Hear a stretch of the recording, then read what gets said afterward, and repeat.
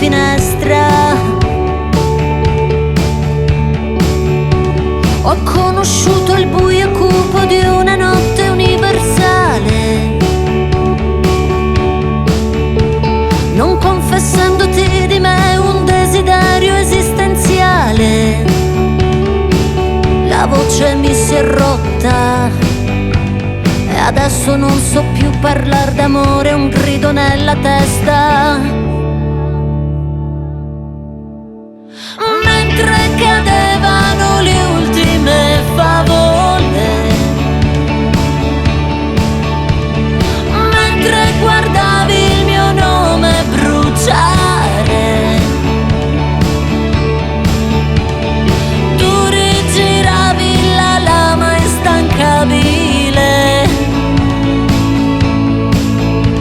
ed io cercavo di non dimenticare l'odore delle viole.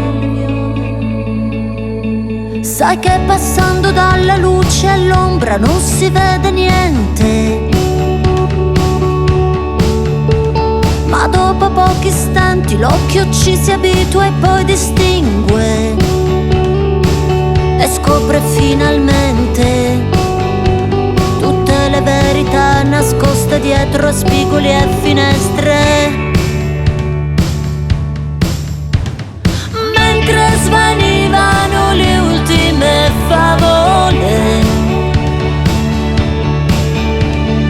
mentre guardavi il mio nome bruciare, tu rigiravi la lama instancabile e io ingoiavo il tuo veleno amaro, ridotta in cenere.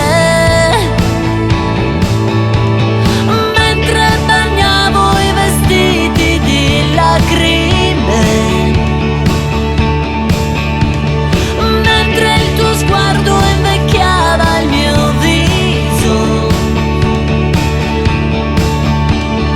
tu riaffondavi la lama implacabile e mi iniettavi il tuo veleno amaro come un'aspide. E adesso osserva attento quel che hai fatto di me.